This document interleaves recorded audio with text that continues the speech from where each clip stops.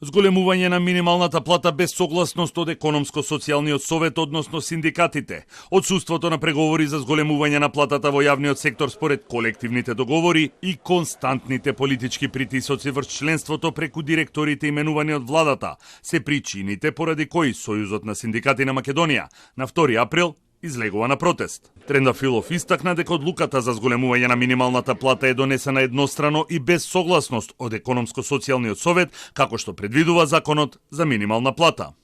Секогаш ова битно прашање било со одлука на Економско-социјалниот совет, донесено мислење кое потоа го овластува министерот за труд и социјална политика да изврши објава во службен весник. Службен весник, се прашувам, а имам информација дека од текот на денот ќе изврши објава, како ќе објава од министерство, односно од министер кој не е со назив како што е во законот за минимална плата. Според Трендафилов, платите во јавниот сектор треба да се зголемат и усогласат со минималната плата. Но во моментов има пречки, бидејќи владата парцијално преговара со гранковите синдикати и во спротивност со општиот колективен договор.